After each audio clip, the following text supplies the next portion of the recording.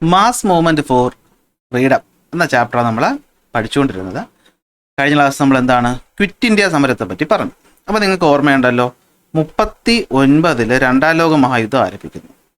ഈ രണ്ടാം ലോക മഹായുദ്ധം ആരംഭിക്കുന്ന സമയത്ത് തന്നെയാണ് എന്ത് പറ്റുന്നത്, നമ്മുടെ സുഭാഷ് ചന്ദ്രബോസ് ആരുമായിട്ട് തെറ്റിപ്പിരിയുന്നത്, മഹാത്മാഗാന്ധിയായിട്ട് തെറ്റിപ്പിരിയുന്നു. എന്നിട്ട് അദ്ദേഹം പുതിയൊരു പാർട്ടി ആരംഭിക്കുന്നു. പാർട്ടിയുടെ പേരാണ് ഫോർവേഡ് ബ്ലോക്ക് പാർട്ടി. ഈ സുഭാഷ് ചന്ദ്രബോസ് ആരാ നിങ്ങൾക്കറിയാവോ? ഏതാണ്ട് 1921 തന്നെ അദ്ദേഹം എന്ത് ചെയ്യുന്നു, നമ്മുടെ ഇന്ത്യൻ നാഷണൽ കോൺഗ്രസ്സിൽ വരിക. അദ്ദേഹം ഒരു ഇന്ത്യൻ സിവിൽ സർവീസ് ഉദ്യോഗസ്ഥനായിരുന്നു. ഓക്കെ, ഇന്ത്യയുടെ ഒരു സിവിൽ സർവീസ് ഉദ്യോഗസ്ഥനായിരുന്നു സുഭാഷ് ചന്ദ്രബോസ്, ചില്ലറക്കാരനല്ല. അപ്പോൾ അത്രയും വിലമതിച്ച ആ ഒരു ജോലിയൊക്കെ രാജിവെച്ചിട്ടാണ് അദ്ദേഹം എന്ത് ചെയ്യുന്നത്, ഗാന്ധിജി പറയുന്നത് കേട്ടിട്ട് ഈ പറയുന്ന ഇന്ത്യൻ നാഷണൽ കോൺഗ്രസ് പ്രവർത്തിക്കുന്നു. രണ്ട് തവണ ഇന്ത്യൻ നാഷണൽ കോൺഗ്രസിന്റെ പ്രസിഡന്റ് സ്ഥാനത്തൊക്കെ ഇരുന്ന വ്യക്തിയാണ് അദ്ദേഹം എന്ന് പറയുന്നത്. എന്നാൽ 39 ആയപ്പോഴത്തേക്കും ചില ഐഡിയോളജിക്കൽ ഡിഫറൻസസുമായിട്ട്, അതായത് ഡിഫറൻസ് ഇൻ ഒപ്പീനിയൻ വിത്ത് ഗാന്ധിജി, അദ്ദേഹം എന്ത് ചെയ്യുന്നു, ഈ പറയുന്ന ഇന്റർനാഷണൽ കോൺഗ്രസിൽ നിന്നും രാജിവെച്ച് ഫോർവേഡ് ബ്ലോക്ക് പാർട്ടി ആരംഭിക്കുന്നു. കാരണം ഇദ്ദേഹത്തിന് ഒരല്പം എന്തുണ്ട്, പറഞ്ഞല്ലോ നമ്മൾ ഈ പറയുന്ന ചൗരി ചൗര ഇൻസിഡന്റ് ഒക്കെ വന്നപ്പോൾ അദ്ദേഹം ഗാന്ധിജിയെ തന്നെ വിമർശിക്കുന്നുണ്ട്. അതായത് ഗാന്ധിജി അതിന് ഇഷ്ടമാണ്, പക്ഷെ ഗാന്ധിജി ആ പറയുന്ന നോൺ വയലൻസ് രീതികളോടൊന്നും അത്രത്തോളം യോജിച്ചിരുന്ന ഒരു വ്യക്തി ആയിരുന്നില്ല സുഭാഷ് ചന്ദ്രബോസ്. കുറച്ചുകൂടി ചോരത്തിളപ്പൊക്കെ ഉള്ള ബംഗാളിലെ ആണ് സുഭാഷ് ചന്ദ്രബോസ്. അങ്ങനെ സുഭാഷ് ചന്ദ്രബോസിന്റെ ഒരു പ്രധാനപ്പെട്ട ഒരു സ്റ്റേറ്റ്മെന്റ് ആണ് ഡൽഹി ചലോ എന്ന് പറയുന്നത്. അതായത് നമ്മൾ 1939 കഴിഞ്ഞ വേൾഡ് വാർ തുടങ്ങുന്നു, 1942 എന്ത് ചെയ്യുന്നു, ഈ പറയുന്ന ക്വിറ്റ് ഇന്ത്യ മൂവ്മെന്റ് നടക്കുന്നു. ഈ ക്വിറ്റ് ഇന്ത്യയിൽ സമരമുറകളാണ് പോകുന്നതെങ്കിൽ മറ്റ് ജപ്പാൻ, ജർമ്മനി പോലെയുള്ള രാജ്യങ്ങളോട് ചേർന്നിട്ട് സായുധ കലാപത്തിലൂടെ ഇന്ത്യയുടെ സ്വാതന്ത്ര്യം പിടിച്ചെടുക്കുക എന്നുള്ളതായിരുന്നു ആരുടെ ലക്ഷ്യം, ഇന്ത്യൻ നാഷണൽ ആർമിയുടെ ലക്ഷ്യം. ഈ ഇന്ത്യൻ നാഷണൽ ആർമി ആരംഭിക്കുന്നതും 1942 തന്നെയാണ്. എവിടെയാണ്, ജപ്പാനിലാണ് ആരംഭിക്കുന്നത്. അപ്പോൾ എന്താ സംഭവം എന്ന് വെച്ച് കഴിഞ്ഞാൽ, മോഹൻ സിംഗ് എന്ന് പറയുന്ന വ്യക്തിയാണ് INAയുടെ മുമ്പിൽ. പക്ഷെ അദ്ദേഹം പിന്നീട് ജപ്പാനുമായിട്ട് തെറ്റിപ്പിരിക്കുന്നു. പിന്നീട് 1943 സുഭാഷ് ചന്ദ്രബോസ് അതിൻ്റെ നേതൃത്വത്തിൽ വരുന്നതോടുകൂടിയാണ് വിഷയങ്ങൾ കുറച്ചുകൂടി ശക്തി പ്രാപിക്കുന്നത്. അങ്ങനെ ഇന്ത്യൻ നാഷണൽ ആർമി രൂപീകരിക്കുന്നു. ആദ്യം ഈ പറയുന്ന നമ്മുടെ സുഭാഷ് ചന്ദ്രബോസ് ജർമ്മനി പോയിട്ട് ഹിറ്റ്ലറിനെയൊക്കെ കാണുന്നുണ്ട്, മനസ്സിലാക്കണം ഏത് ലെവലിൽ വ്യക്തിയാണെന്ന്. എന്നാൽ പിന്നീട് അതിന് മനസ്സിലായി, ഈ ജർമ്മനിക്ക് ഇവിടെ ഒന്ന് സഹായിക്കുന്നതിനേക്കാൾ നല്ലത് ജപ്പാൻ നമ്മൾ സഹായിക്കുന്നതാണ്, ജപ്പാനാണ് കുറച്ചുകൂടി അടുത്തല്ലേ. അങ്ങനെ ജപ്പാനുമായിട്ട് സഖ്യമുണ്ടാക്കിയിട്ട് അദ്ദേഹം എന്ത് ചെയ്യുന്നു, ഇന്ത്യൻ നാഷണൽ ആർമി വീണ്ടും എന്ത് ചെയ്യുന്നു, ശക്തിപ്പെടുത്തുന്നു. അവർ വളരെ ശക്തമായിട്ട് മാറുന്നു. ഈ പറയുന്ന ബർമയുടെ ഭാഗം, അതായത് നമ്മുടെ ഈ പറയുന്ന ബർമ എന്ന് പറയുമ്പോൾ ബംഗ്ലാദേശിന്റെ ആ പറയുന്ന ഭൂട്ടാന്റെ ഒക്കെ ആ ഒരു ഭാഗത്ത് നിന്ന് വന്നിട്ട് എന്ത് ചെയ്യുന്നു, ഈ ഇന്ത്യയിലോട്ട് ഇവർ എന്ത് ചെയ്യുന്നു, അറ്റാക്ക് നടത്തുന്നു. അതായത് ഇന്ത്യ എന്ന് പറഞ്ഞാൽ ഇന്ത്യക്കാരെല്ലാം അറ്റാക്ക് ചെയ്യുന്നത് ആരാണ്, നമ്മുടെ ബ്രിട്ടീഷ് ഇന്ത്യ എന്ത് ചെയ്യുന്നു, അറ്റാക്ക് ചെയ്ത് അതുവഴി ഇങ്ങോട്ട് കയറാമെന്നുള്ളതായിരുന്നു അവരുടെ ലക്ഷ്യം. പക്ഷേ പാളിപ്പോയി. ഈ പറയുന്ന ഇന്ത്യൻ ആർമി എന്ന് പറയുമ്പോഴത്തേക്കും അതിനകത്ത് വന്ന് ബ്രിട്ടീഷ് സോൾജേഴ്സും ഇന്ത്യൻ സോൾജേഴ്സും ഒക്കെ ഉണ്ട്. അവർ അത്യാവശ്യം ശക്തരായിരുന്നു. സോ അവരെ തോൽപ്പിക്കാനൊന്നും പറ്റിയില്ലെങ്കിലും സ്വന്തമായി ഒരു ആർമി ഉണ്ടാക്കാനും ആ ആർമിയിലൂടെ ജനങ്ങൾക്കുള്ളിൽ ഒരു ശക്തിയും ഒരു വികാരവും ഒക്കെ ഉണ്ടാക്കിയെടുക്കാനും INAക്ക് സാധിച്ചു.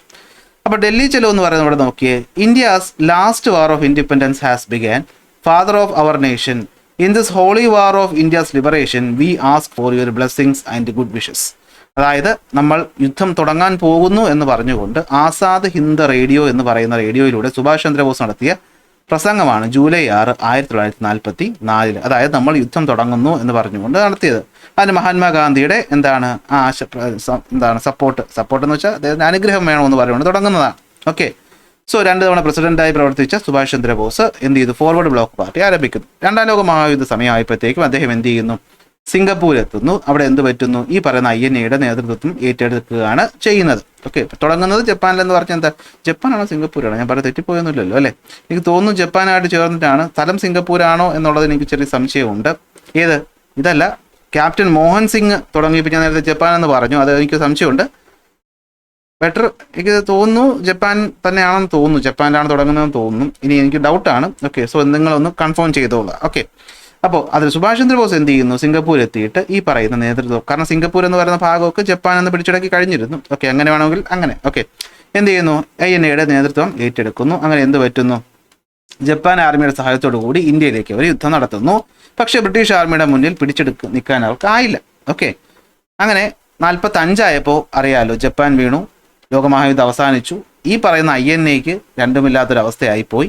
അതായത് ഇന്ത്യൻ നാഷണൽ ആർമിയുടെ പല സോൾജേഴ്സും ഈ പറയുന്ന സമയത്ത് യുദ്ധം അവസാനിച്ചതുപോലും അറിയാതെ ഇന്ത്യക്കോടെ പൊരുതിക്കൊണ്ടിരുന്നു എന്നൊക്കെ പറഞ്ഞിട്ട് നമുക്ക് വിഷമവും അതുപോലെ തന്നെ ദേശാഭിമാനമൊക്കെ കൊള്ളുന്ന പല ഇൻവെന്റുകളൊക്കെ നടക്കുന്നുണ്ട്. പിടിച്ചെടുക്കുന്നു. അതായത് ബ്രിട്ടീഷുകാർ ഈ പറയുന്ന INA ഉദ്യോഗസ്ഥരെയൊക്കെ എന്ത് ചെയ്യുന്നു, പിടിച്ചെടുക്കുകയാണ് ചെയ്യുന്നത്. പക്ഷേ ആ പിടിച്ചെടുക്കലും ആ യുദ്ധമൊക്കെ ഒരുപാട് ഗുണങ്ങൾ ഇന്ത്യക്ക് ചെയ്തു. അതിൻ്റെ ഒരു എക്സാമ്പിളാണ് ഇവിടെ പറയുന്നത്. ഈ പിടിച്ചെടുത്ത ഉദ്യോഗസ്ഥരെ ഒരു പബ്ലിക് ട്രയൽ നടത്തുകയാണ് നമ്മുടെ റെഡ് ഫോർട്ടിൽ വെച്ചിട്ട് 45 ഇവരെ ഈ പറഞ്ഞ ഇന്ത്യൻ നാഷണൽ ആർമിയുടെ ഉദ്യോഗസ്ഥരെ എന്താണ് ദേശദ്രോഹികൾ എന്ന രീതിയിൽ മുദ്ര കൊത്തിക്കൊണ്ട് ബ്രിട്ടീഷുകാർ എന്ത് ചെയ്തു, ഒരു പബ്ലിക് ട്രയൽ നടത്തി. അങ്ങനെ എന്ന് വെച്ചാൽ ഇന്ത്യക്കാർക്ക് തമ്മിൽ പ്രശ്നം ഉണ്ടാക്കിപ്പിക്കലായിരുന്നു അവരുടെ ഉദ്ദേശമെങ്കിൽ അത് നടന്നില്ല. ഇന്ത്യൻ നാഷണൽ കോൺഗ്രസ് ഉൾപ്പെടെയുള്ള സംഘടനകൾ, അതിൽ ജവഹർലാൽ നെഹ്റുവിനെ പോലെയുള്ളവർ, ഈ പറയുന്ന colonel Prem Sahgal, colonel GS Dhillon, Shahnawaz Khan പോലെയുള്ളവരുടെ പ്രധാനപ്പെട്ട ഈ 3 നേതാക്കളുടെ ട്രയലാണ് അവിടെ നടന്നത്. നമ്മൾ INA ട്രയൽ ഓഫ് 1945 എന്നൊക്കെ പറഞ്ഞ് പഠിക്കും. അതിൽ ഇവർ എന്താണ്, they are not traitors but patriots എന്ന് പറയുന്ന പാംലെറ്റൊക്കെ പിടിച്ച് ജവഹർലാൽ നെഹ്റു പോലെയുള്ള മെയിൻ നേതാക്കൾ അത് പങ്കെടുക്കുകയും ഇവരെ ഇന്ത്യക്ക് വേണ്ടി പോരാടുകയും ഇന്ത്യൻ സോൾജേഴ്സ് ആണെന്ന് പറഞ്ഞ് വാദിക്കുകയൊക്കെ ചെയ്തിട്ട് ഇവരവസാനം തൂക്കിക്കൊല്ലാതെ വിടുകയാണ് ചെയ്യുന്നത്. അങ്ങനെ ബ്രിട്ടീഷുകാർ വീണ്ടും എന്ത് ചെയ്തു, തോറ്റു. ഇവരെ അങ്ങനെ ദേശത്തിന്റെ ഹീറോകളായിട്ട് എന്ത് ചെയ്യുന്നു, മാറുന്നു. പക്ഷേ ഇതിനിടയ്ക്ക് സുഭാഷ് ചന്ദ്രബോസിന് ട്രെയിൻ അപകടത്തിൽ മരിച്ചു ഒന്നും ഇല്ലെന്നൊക്കെ പറഞ്ഞിട്ട് പിന്നെ അദ്ദേഹത്തിനെ പറ്റി നമുക്ക് അറിവില്ലാതായി പോവുകയാണ്. അങ്ങനെ ഇതിനിടയ്ക്ക് സംഭവം നടക്കുന്നുണ്ട്. ഓക്കെ, അപ്പോൾ ഇവിടെ ഇന്ത്യക്കാർ മലയാളികളെ പറ്റി നമ്മൾ പറയണം. ക്യാപ്റ്റൻ ലക്ഷ്മി, നമ്മൾ തിരുവനന്തപുരത്ത് ക്യാപ്റ്റൻ ലക്ഷ്മി പാർക്ക് എന്ന് പറയുന്ന ഒരു പാർക്കുണ്ട്. നിങ്ങൾ കനകക്കുന്നിൻ്റെ ഓപ്പോസിറ്റ് ആയിട്ടുണ്ട്, നിങ്ങൾ ചിലരെങ്കിലും കേട്ടിട്ടുണ്ടാവും. ആ ക്യാപ്റ്റൻ ലക്ഷ്മി എന്ന് വെച്ചാൽ INA ഒരു സോൾജർ ആയിരുന്നു, അല്ലെങ്കിൽ അവിടുത്തെ ക്യാപ്റ്റൻ ആയിരുന്നു. അതുപോലെ നമ്മുടെ അബ്ദുൾ ഖാദർ, പിന്നെ അദ്ദേഹത്തിനെ വധിക്കുകയൊക്കെയാണ് ചെയ്യുന്നത്. അദ്ദേഹമൊക്കെ എന്താണ്, മലയാളികളായിട്ട് ഈ പറയുന്ന INA പാർട്ടിസിപ്പേറ്റ് ചെയ്തു. കാരണം ഒരുപാട് ഇന്ത്യക്കാർ എന്ത് ചെയ്യുന്നുണ്ട്, ഈ പറയുന്ന INA ജോയിൻ ചെയ്യുന്നുണ്ട്. ഓക്കെ, അപ്പോൾ അങ്ങനെ INA ഫെയിൽ ആയെങ്കിലും അത് ജനങ്ങൾക്കിടയിൽ ഒരു ആവേശം ആയി മാറി എന്നുള്ളതാണ് സത്യം. അപ്പോൾ നോക്കിയോ, 1944 ജൂലൈ 6 ആസാദ് ഹിന്ദ് റേഡിയോ വഴി സുഭാഷ് ചന്ദ്രബോസ് ഗാന്ധിജിയുടെ പറഞ്ഞതാണ്, ഇന്ത്യയുടെ സ്വാതന്ത്ര്യത്തിനായിട്ടുള്ള അവസാന യുദ്ധം ആരംഭിക്കുന്നു രാഷ്ട്രപിതാവേ. ഇന്ത്യയുടെ മോചനത്തിനായുള്ള ഈ വിശുദ്ധ യുദ്ധത്തിൽ ഞങ്ങൾ അങ്ങയുടെ അനുഗ്രഹങ്ങൾ തേടുകയാണ് എന്ന് പറഞ്ഞിട്ട് എന്ത് ചെയ്തു, അദ്ദേഹം അവസാനിപ്പിക്കുന്നു. പിന്നെ അദ്ദേഹത്തിനെ പറ്റി അറിവൊന്നുമില്ല. അദ്ദേഹത്തിന് എന്ത് പറ്റി, പല കോൺസ്പിറസി തിയറികളും ഉണ്ട്. മരിച്ചുവെന്നും കൊന്നുവെന്നും പലരും ചതിച്ചുവെന്നും, അല്ല അദ്ദേഹം ഇപ്പോഴും ഒളിവിലുണ്ടെന്നും മറ്റേതോ സ്ഥലത്ത് വേറൊരു പേരിൽ അദ്ദേഹം ജീവിച്ചിരുന്നു എന്നും ഒക്കെ പറയുന്നുണ്ട്. ഇപ്പം എന്തായാലും മരിച്ചു കാണും, ഇത്രയും പ്രായമല്ലേ. അല്ലെങ്കിൽ മുമ്പ് പ്ലെയിൻ അപകടത്തിൽ മരിച്ചു എന്നാണ് പറയുന്നത്. പക്ഷേ അതിപ്പോൾ ഉറപ്പില്ലാത്തതുകൊണ്ട് ടെക്സ്റ്റ് ബുക്കിൽ അത് മെൻഷൻ ചെയ്യാത്തതെന്ന് തോന്നുന്നു. ഓക്കെ, അപ്പോൾ ഇന്ത്യയുടെ സ്വാതന്ത്ര്യത്തിന് തികച്ചും വേറിട്ട വഴി സ്വീകരിച്ച നേതാവായിരുന്നു സുഭാഷ് ചന്ദ്രബോസ്. 2 തവണ കോൺഗ്രസിന്റെ പ്രസിഡന്റ് ആയിരുന്നു അദ്ദേഹം. എന്ത് ചെയ്തു, 39 ഗാന്ധിജിയുമായിട്ടുള്ള ചേർച്ച, അഭിപ്രായ വ്യത്യാസത്തിൽ ഫോർവേഡ് ബ്ലോക്ക് പാർട്ടി ആരംഭിക്കുന്നു. അങ്ങനെ ഇരിക്കുന്ന സമയത്താണ് 2ാം ലോക മഹായുദ്ധ സമയത്ത് എന്ത് ചെയ്യുന്നു, Mohan Singh Indian national army ആരംഭിക്കുന്നു. പിന്നീട് സുഭാഷ് ചന്ദ്രബോസ് അതിന്റെ നിയന്ത്രണത്തിലേക്ക് വരുന്നു. അപ്പോൾ 2ാം ലോക മഹായുദ്ധത്തിൽ സിംഗപ്പൂർ വെച്ച് സുഭാഷ് ചന്ദ്രബോസ് ഇന്ത്യൻ നാഷണൽ ആർമിയുടെ നേതൃത്വം ഏറ്റെടുക്കുന്നു. അങ്ങനെ INA പുനഃസംഘടിപ്പിക്കുന്നു. ജപ്പാൻ പട്ടാളക്കാരുടെ നേതൃത്വത്തോടുകൂടി എന്ത് ചെയ്യുന്നു, അവരെ യുദ്ധത്തിലേക്ക് കൊണ്ടുവരുന്നു. എന്നാൽ ബ്രിട്ടന്റെ കനത്ത ചെറുത്തുനിൽപ്പ് പിടിച്ചേക്കാനാവാതെ ഇവർ ഫെയിലാവുകയാണ് ചെയ്യുന്നത്. ലക്ഷ്യം നേട്ടത്തിന് വേണ്ടത്ര വിജയം കൈവരിച്ചില്ല എങ്കിലും സ്വാതന്ത്ര്യത്തിന്റെ അവസാന ഘട്ട ജയങ്ങളിൽ ആവേശം സൃഷ്ടിക്കാൻ INAക്ക് കഴിഞ്ഞു. അത് മനസ്സിലാവുമല്ലോ. 2ാം ലോക മഹായുദ്ധം അവസാനിച്ചതും ബ്രിട്ടീഷുകാർ പിടികൂടിയ INA ഭടന്മാരെ ഡൽഹിയിലെ ചെങ്കോട്ടയിൽ വെച്ച് വിചാരണ ചെയ്തു. Colonel Prem Sahgal, colonel GS Dhillon, Shahnawaz Khan തുടങ്ങിയവരെ വിചാരണ ചെയ്യുന്നതിനെതിരെ വലിയ പ്രക്ഷോഭങ്ങളാണ് രാജ്യം സാക്ഷ്യം വഹിച്ചത്. ജവഹർലാൽ നെഹ്റു ഉൾപ്പെടെയുള്ള കോൺഗ്രസ് നേതാക്കൾ വിചാരണയിൽ കോടതിയിലെത്തി ദേശദ്രോഹികളല്ല ദേശാഭിമാനികൾ എന്ന പേരിൽ ലഘുലേഖകൾ പ്രചരിപ്പിക്കുകയും ചെയ്തു. പിന്നെ ബ്രിട്ടീഷ് ഭരണകൂടം എന്ത് ചെയ്തു, നേരിട്ട ഏറ്റവും വലിയ വെല്ലുവിളിയിൽ ഒന്നായിരുന്നു INA ഭടന്മാരുടെ വിചാരണ. കാരണം എന്താണ്, ഇന്ത്യ മൊത്തം എതിരായി നിൽക്കുകയായിരുന്നു. അപ്പോൾ അവർ ലോകമഹായുദ്ധം ജയിച്ചു എങ്കിലും പണിയായി. അങ്ങനെ ബ്രിട്ടീഷുകാർക്ക് 45 കൂടി ആയപ്പോൾ അവർക്ക് മടുത്തു. അവർ പറഞ്ഞു, എന്താണ് പയ്യൻ.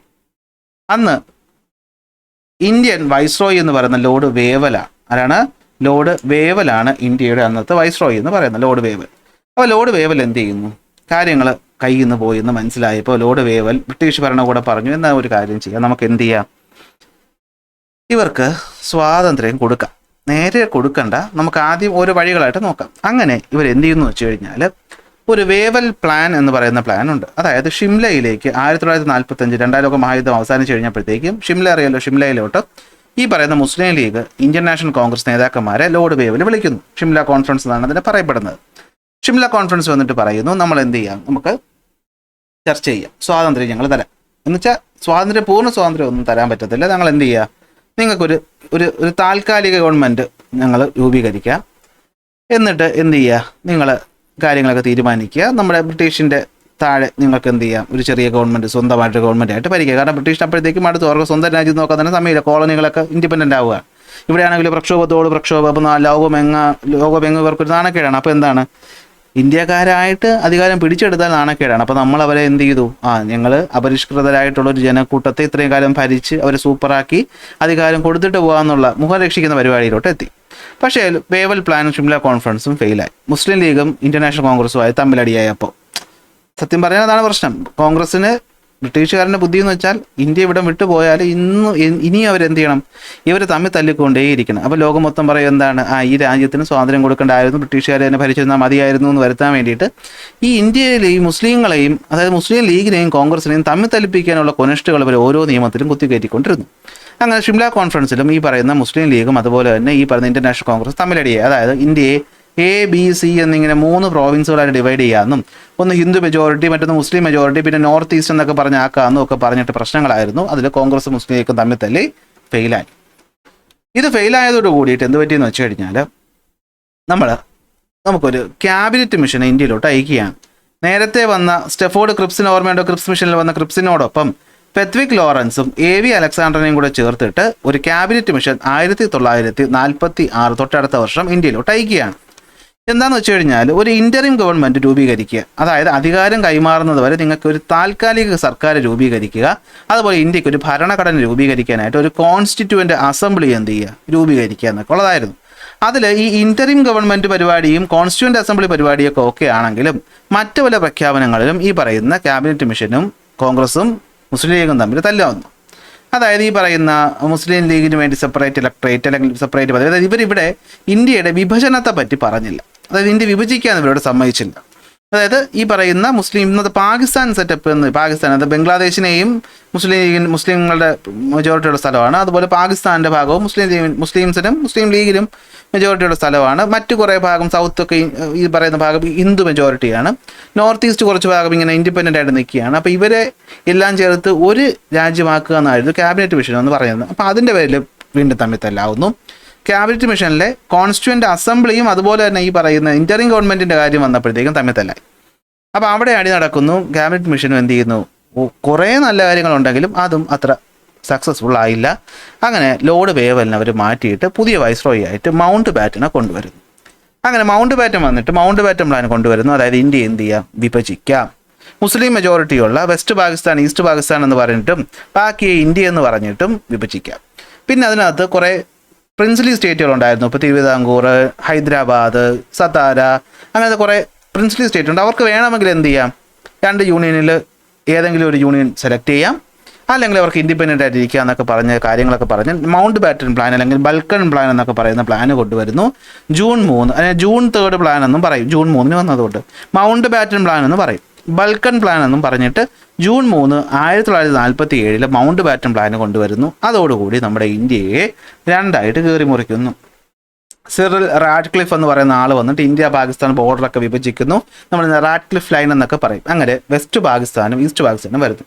ശ്രദ്ധിക്കണം, ഈ ക്യാബിനറ്റ് മിഷനും അതിന് മുമ്പ് ഈ ഷിംല കോൺഫറൻസും ഒക്കെ നടക്കുന്ന സമയത്ത് മുസ്ലിം ലീഗ് ഇടഞ്ഞിട്ട് ഡയറക്റ്റ് ആക്ഷൻ ഡേ എന്നൊക്കെ പറഞ്ഞിട്ട് ഡേ ഉണ്ടാക്കിയിട്ട് ഹിന്ദു മുസ്ലിം സംഘർഷമൊക്കെ ഉണ്ടായിട്ട് ആകെ ഇന്ത്യ അങ്ങ് മൊത്തം മുസ്ലിം, ആ പറയുന്ന പാകിസ്ഥാൻ്റെ മേഖലയിൽ നിങ്ങൾ മിൽഖാ സിംഗ് സിനിമ കണ്ടിട്ടുണ്ടാവുമല്ലോ, അങ്ങനെ അന്ന് ഒരുപാട് ഹിന്ദുക്കളും മുസ്ലിങ്ങളും രണ്ടുപേരും അവിടെ അലമ്പ് കാണിക്കുന്നുണ്ട് കേട്ടോ. അങ്ങനെ ഒരാളെ ഒന്നും പറയാൻ പറ്റത്തില്ല, രണ്ടുപേരും തമ്മിൽ പ്രശ്നങ്ങളുണ്ടായി ആകെ ഇന്ത്യ മൊത്തത്തിൽ അലമ്പായി നിൽക്കുകയാണ്. അപ്പോൾ കോൺഗ്രസ്സുകാർക്ക് തന്നെ ഇതായി പോയി, ഈശ്വര ഇതിപ്പോൾ എങ്ങനെ നമ്മളൊരു സമവായ കാര്യത്തിലെത്തും. അങ്ങനെയാണ് മൗണ്ട് ബാറ്റൻ വന്നിട്ട് പറഞ്ഞത്, നമുക്ക് എന്ത് ചെയ്യാം, നല്ല ഉദ്ദേശത്തിലല്ല, എന്നും തമ്മിൽ തല്ലിക്കൊണ്ടിരിക്കാൻ വേണ്ടി ഇന്ത്യയെ വിഭജിച്ചു. അങ്ങനെ ഇന്ത്യൻ പാർട്ടീഷൻ നടന്നു. അങ്ങനെ തൊട്ട് അടുത്ത വർഷം അല്ലെങ്കിൽ ജൂലൈ ഓഗസ്റ്റ് ആയപ്പോഴത്തേക്കും ഇൻഡിപെൻഡൻസ് ആക്ട് പാസ്സാക്കുന്നു. അങ്ങനെ 1947 ഓഗസ്റ്റ് 14 പാകിസ്ഥാൻ ഇൻഡിപെൻഡൻ്റ് ആകുന്നു. തൊട്ടടുത്ത ദിവസം 15 ഇന്ത്യയും എന്ത് ചെയ്യുന്നു, ഇൻഡിപെൻഡൻ്റ് ആയിട്ട് മാറുന്നു. So the India gained independence on August 15, 1947 according with the provisions of the Indian Independence Act passed by the British Parliament. പാസ്സാക്കിയ ദിവസം ഒന്നും നമ്മൾ അറിയണ്ട. അങ്ങനെ ജവഹർലാൽ നെഹ്റു ആദ്യത്തെ പ്രൈം മിനിസ്റ്റർ ഓഫ് ഇന്ത്യ ആയിട്ട് മാറുകയാണ് ചെയ്യുന്നത്. അങ്ങനെ നമ്മുടെ ഇന്ത്യ എന്ന് പറയുന്ന രാജ്യം രൂപപ്പെട്ടു. അപ്പോൾ ഇതാണ് കഥ. ഇതാണ് കഥ. അല്ലേ? അങ്ങനെ ഇന്ത്യ എന്ന് പറയുന്ന ഒരു രാജ്യം ഫോം ചെയ്യുന്നു. പിന്നെ ഇവിടെ പല കാര്യങ്ങളൊക്കെ നടക്കുന്നുണ്ട്. അങ്ങനെ കുറേ കാര്യങ്ങളെ പറ്റിയിട്ട് നമുക്ക് അടുത്ത ചാപ്റ്ററിൽ പഠിക്കാനുണ്ടെന്ന് തോന്നുന്നു. തൽക്കാലം നമ്മൾ എന്ത് ചെയ്യുകയാണ്, ഈ ചാപ്റ്ററോട് വെച്ച് അവസാനിപ്പിക്കുകയാണ്. അപ്പോൾ നിങ്ങൾ ക്ലാസ് ഇഷ്ടപ്പെട്ടിട്ടുണ്ടാകുമെന്ന് വിശ്വസിക്കുന്നു. ഇഷ്ടപ്പെട്ടാൽ ലൈക്ക് ചെയ്യുക, ഷെയർ ചെയ്യുക, സബ്സ്ക്രൈബ് ചെയ്യാം. അടുത്ത ക്ലാസ്സിൽ അടുത്ത ടോപ്പിക്കുമായിട്ട്